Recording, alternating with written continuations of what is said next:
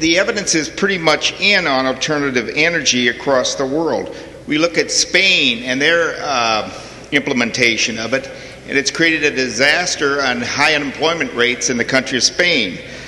Forbes just recently published an article regarding Germany's green energy disaster.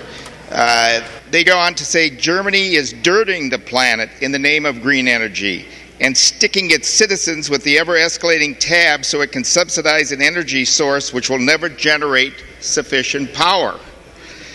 This is a cautionary tale of command energy economics one other nations would be wise to heed. So we have evidence of this type of agenda being implemented across the world, and the evidence is not good. I do want to thank Representative Hortman for bringing back a bill that's not quite as damaging as the one that left the House floor in terms of some of these mandates. But ultimately, you know, the underlying philosophy that supports all this is the so-called man-made global warming or climate change theory. And, you know, the fact is, members, there's more and more evidence coming in that it's just a complete United Nations fraud and lie, okay? The latest facts from CPAC show that in the last 16 years, there's been no global warming. The last 16 years, members. I mentioned this last session. There was a petition by over 30,000 U.S. scientists, 9,000 with PhDs, that signed that basically said there is no convincing scientific evidence that human release of carbon dioxide, methane, or other greenhouse gases is causing or will, in the foreseeable future, cause catastrophic heating of the Earth's atmosphere and a disruption of the climate. Moreover, there is substantial scientific evidence that increases in atmospheric carbon dioxide may produce beneficial effects upon the natural planet and animal environments of the Earth. So, members, I'd recommend that you keep breathing, okay? Because, you know, man-made global warming believes that exhaling causes global warming, all right? I mean, the more you study it, the more utter nonsense you see it is.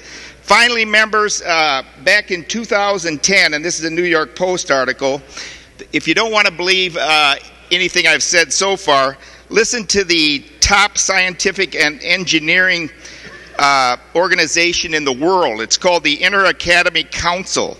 They did an audit back in 2010 of the IPCC, okay? And here was their conclusion. What does the best evidence tell us? That man-made global warming is a mere hypothesis, that it has been inflated by both exaggeration and downright malfeasance. That's lies, ladies and gentlemen. Fueled by the awarding of fat grants and salaries to any scientist who will produce the right results. It is a tight clique of like-minded scientists and bureaucrats who give each other jobs, publish each other's papers, and conspire to shut out any point of view that threatens their gravy train. That's the IPCC. That's the conclusion of the top engineering and science organization in the world of their audit of that UN organization. The fact is, members, we're driving up our energy costs. Now, is alternative energy wrong? Not necessarily. How do you know when you're doing it right? When alternative energy brings down the cost of electricity, then you know you're doing it right. Guess what? When the technology's there to bring electricity cost, you're not going to have to pass a government mandate. The private market will bring it to the economy, and we'll see lower energy costs and alternative energy. What government mandates do is simply bring energy production, alternative energy production, to the market in an expensive, inefficient way that creates huge subsidies.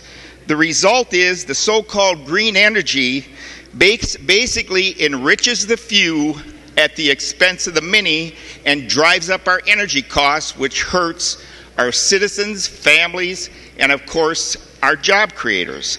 Finally, it's the example that I've repeated quite a bit. Every time government gets involved in the private sector, you can expect two results.